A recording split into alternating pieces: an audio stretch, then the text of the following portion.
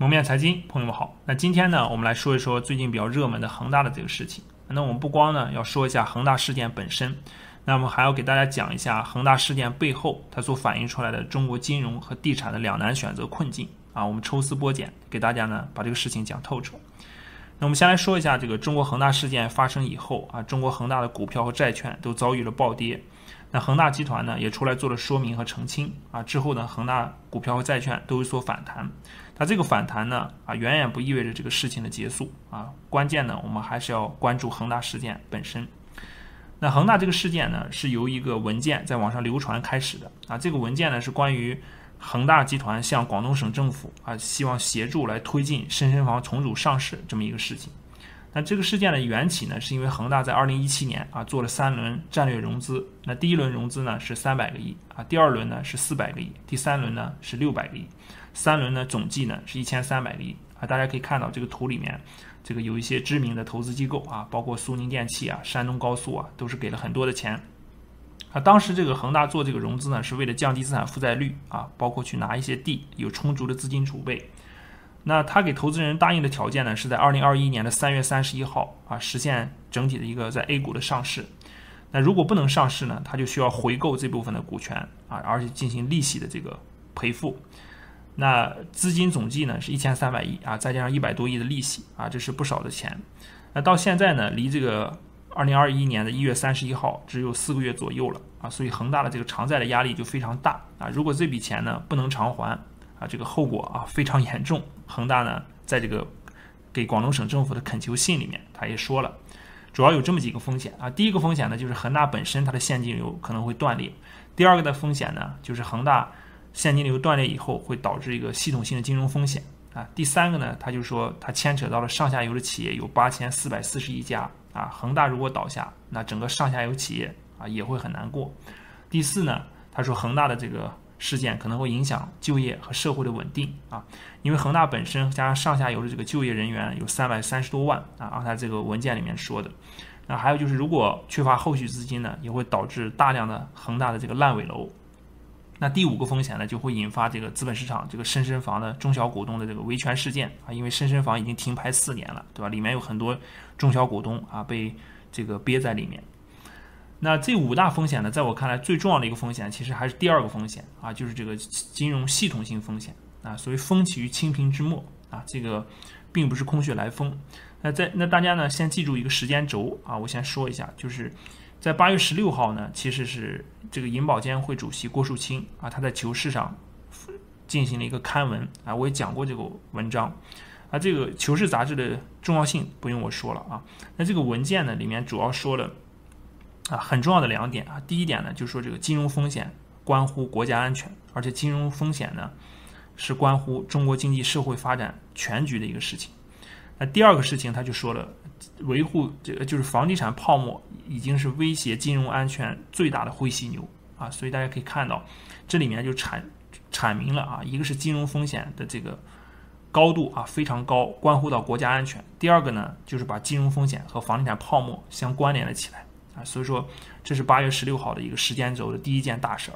那第二件大事呢，就是在8月20号这个住建部和央行紧接着呢就召集了12家试点房地产企业都是非常大的这个房地产企业开了一个会设定了这个3条红线我想大家也听说过了。这3条红线呢都是对房地产企业里面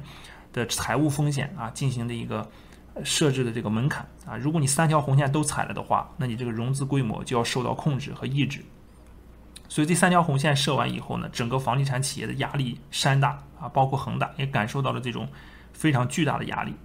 然后在9月24号也就是这个信件的落款日期这个求助广东省政府的这个信件就出来了。那再接着到9月6号呢，恒大就开了一个这个促销的全员会议进行打7折，然后金九银十要销售2000亿所以大家可以看这个时间轴。然后再到现在呢，这个恒大的事件就爆发出来了。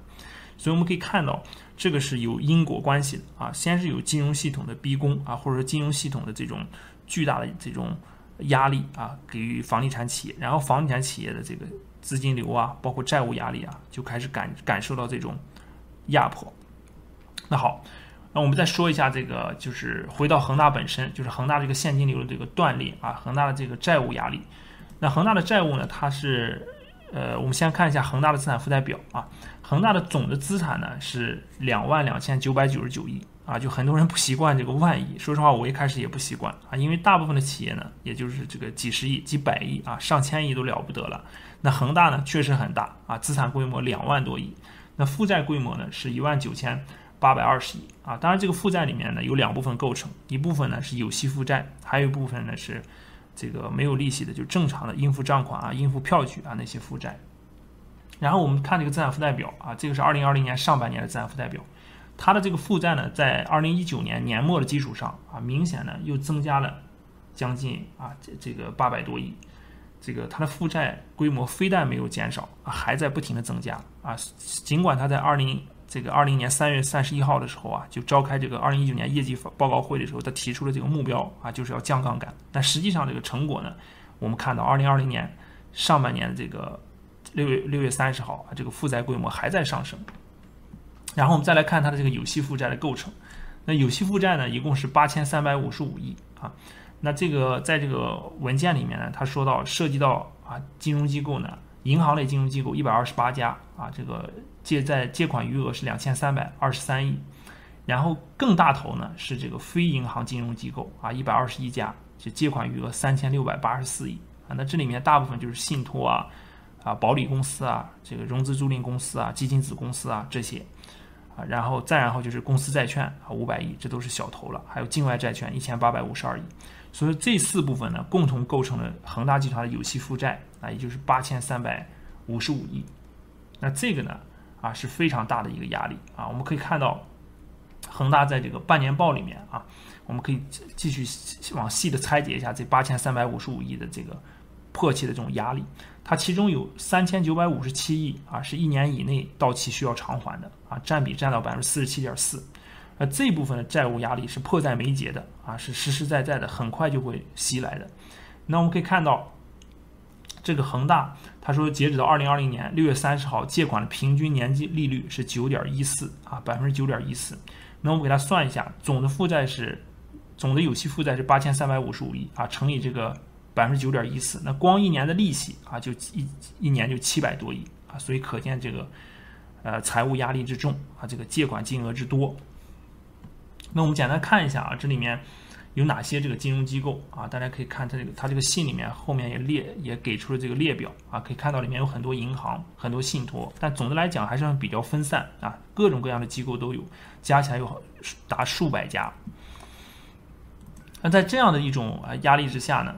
我们这个可以看到这个恒大的这个整个的资金链呢就会变得整个是比较紧张的。虽然它这个给了一个澄清公告，就是说整个上半年的销售非常好整个这个回款也非常好但是在这种情况下呢恒大呢依然是有这个包括刚才我讲的这个有息债务的压力，还有这个1300亿战略投资者回售的压力包括这种利息的压力种种的压力。那大家不知道还记不记得，其实在我之前有节目也讲过，其实恒大在8月初的时候，他就爆出了这个票据风波就是有一些商业票据这个难以得到兑付兑付不了。然后呢，这个事情小圈子内很多人知道，包括媒体呢进行了一丁点的报道尽管报道没多久呢，就可能404了。那恒大在8月初呢，其实就有这个资金紧张的这个征兆出来了到了这个9月底的时候这封信一封信一时激起千层浪整个全市场都知道这个恒大可能资金上有一些紧张。那我们再看一下这个恒大的这个在海外发债的利率我们看到这些企业里面，你看中国恒大的发债利率非常高这个海外债利率达到12%，还有泛海控股佳兆业集团中粮控股泰禾集团、力高集团都非常高。这个发债利率的高企呢，表明了它投资人对它的这种风险的这种评估认为它的风险比较高，所以这个发债利率也就比较高。但是你看万科和保利就明显低得多得多。所以说这个恒大的这个整个这个债务的偿债压力中国恒大的这种风险明显从这个利率上也能看出来是比较高的。但是比较有意思的是什么呢？就是恒大在这么大的偿债压力的情况下呢，它依然在今年偿还了2笔美元债券，而且是提前偿还的。那第一笔呢，就是在3月19号的时候，他提前偿还了16亿美元的公司债。那第二笔呢，是在今年9月17号偿还了15.65亿的优先票据。那很多人就这个时候就要问你恒大的资金这么紧张你为什么还要提前偿还美元债那我相信主要是2个原因第一个呢，是因为这个人民币最近一直在升值这个汇率呢可能比较有优势，比较划算。那第二个原因呢，就是这个持有美元债的这些投资人他是非常重要的一批人对恒大集团本身有重要影响力的投资机构或者投资人，所以呢，恒大选择了优先提前偿还他们的这个美元债务。好，这是恒大事件本身接着呢，我就想给大家再看一下这个踩中3条红线的一些房地产企业大家可以看一下，这个是 AH 股两地上市的踩中红线的这么多企业大家可以看到很多熟悉的面孔包括融创中国绿地控股绿城中国这里面有些房地产企业已经陷入过困境你像华夏幸福被中国平安接管了，这个绿城这个绿地还有泰禾集团都遇到很大的资金压力。所以这3条红线呢是非常实实在在的，你说是紧箍咒也好这种红线的这种迫在眉睫的压力也好是非常精准的3条红线。好，接着呢，我们第二部分就说一下这个恒大事件背后它所反映出来的一系列就金融和地产的这个两难选择问题。那其实恒大呢，它不是单一的恒大这个事件本身，其实恒大这个企业背后呢，就刚才我讲的这个3条红线踩中3条红线的这些企业，其实背后一系列的踩中3条红线的房地产企业共同所遇到的或者面临的问题。那房地产的命运呢，其实不掌握在地产商手里也不掌握在地方政府手里。那真正掌握房地产命运的是啥？其实是金融系统金融系统松，大家都好活；那金融系统紧大家都难过。那你从8月16号银保监会主席郭树清在《求是》杂志上刊文到这个3条红线的出来，其实呢都是给了整个房地产商巨大的压力这个口子呢在收紧。这个因为金融系统的核心官员已经清楚的知道如果不停的让房地产狂飙突进不停的进行这种信用扩张，这种货币放水然后带着房价不停的往上走这个债务规模不停的膨胀这个呢就会变成一个超级地雷。那这个超级地雷呢，它不是从地产商那边引爆就是从金融系统这边引爆最后呢会变成一个击鼓传花的游戏。所以作为金融系统的这个顶级的核心官员他深知呢金融系统牵一发而动全身所以金融安全与国家安全呢才上升到这个非常高的一个高度，金融安全直接关乎到国家安全所以在这种高度上面呢，金融系统它是不能允许容忍房地产商和地方政府继续任性继续狂飙突进这种债务和地产的扩张。所以呢，这个金融系统和房地产就有了深层次的博弈。那走到今天呢，中国的金融系统明显呢是遭遇了一些阻力和困难包括这1-2年的中小银行的事件接连不断到了包括今年用地方专项债去补充中小银行的资本金那可以看到整个中国金融系统呢这个随着风险的一步一步的增大已经来到了一个很紧迫的一个关口。所以作为金融系统的核心决策人呢和责任人，他不可能放任这种金融风险继续扩大下去并直接威胁到中国金融系统的这种稳定乃至国家的稳定安全。所以他就出了重手设定3条红线，对地产商的融资呢加以限制。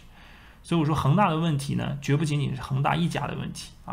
这个虽然这个核心的焦点和矛盾呢是从恒大这里面表现出来的但是这个问题呢其实是一个全局的问题，它涉及到房地产商的利益和金融系统的稳定之间的博弈的一个层面。所以这个层面的问题呢，一定会上升到中央的更高层去做出一个抉择和决定并且引发激烈的讨论和争论。那最终呢，既不是地产商们也不是这个金融系统的这个官员能决定这个问题只有更高的权力层级可能才能决定这个事情怎么处理。而这个处理呢，是需要勇气和政治决断的我们可以继续观察。那相信呢这个半年之内呢可能会有分晓因为这个形势目前形势比人强，这个时间节点已经到来。好，最后呢我们给大家总结一下其实刚才讲了这个恒大的问题不只是恒大一家的房地产企业的问题，而是这些年一批像恒大一样的房地产企业借助金融杠杆狂飙突进而带来巨大金融风险。那金融和地产呢，这对孪生兄弟啊，从最初的难舍难分啊，这个金融派生货币，货币推升地产啊，地产呢作为核心抵押物进一步扩张金融。那走到今天呢啊，明显这种关系发生了微妙的变化啊。这个金融风险和房地产的风险呢，都是事关国家经济社会稳定的重要的层面啊。所以未来这个方向呢，何去何从，这需要巨大的勇气和决断。好了，今天的分享就到这里，我们下期再见。